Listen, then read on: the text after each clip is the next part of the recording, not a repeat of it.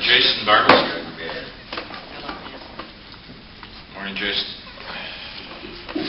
Good morning. For the record, my name is Jason Barbour of the Transit Riders Union, and among other things that I also do, I'm also a volunteer with a youth group, and the youth director of that really likes TriMet.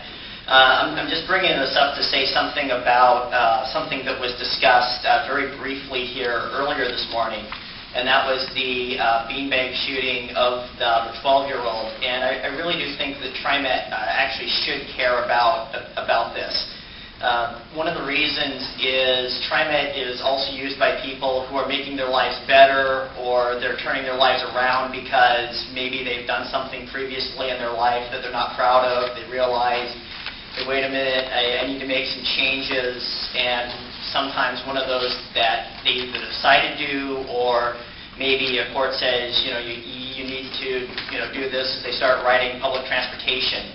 And it helps them turn their life around, put things in perspective, maybe not drive for a while, and they can focus on other issues of life and whatnot. And I really think that more of us, public agencies included, should do more to encourage kids and children and whatnot, and teens to engage in positive activities, not give up on them and whatnot. I realized that in this situation, this was someone who had been excluded from TriMet previously, and I think maybe what should possibly happen is some sort of program where they let people know, okay, this is these are other people that have done things, and this is the road that they're taking. Ultimately we can't tell somebody who's 12 this is how to live the rest of your life, but we can definitely say, here's other people that have been down that road.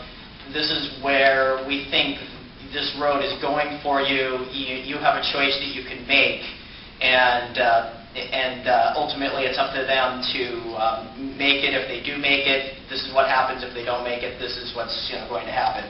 Additionally, I think TriMet should really do more to promote more of the good operators who are also going to be receiving a bulk of the complaints about the service decreases next week, when people are going to call up Transit Tracker and it says their bus isn't going to show up for another 18, 19, 20 minutes or so. And something I was unaware of until the TriMet board meeting in May is that TriMet does have operators of the month and operators of the quarter and whatnot. And really, I think it would be great if TriMet did more to say, these are the good operators, these are the people who do provide a positive experience on TriMet, versus gigantic national headlines on TriMet operators that don't answer the emergency button on MAX trains. Now, I realize that correlation doesn't equal causation. However, one of the things I looked at online were figures that said that many large systems ridership is down. These are from APTA.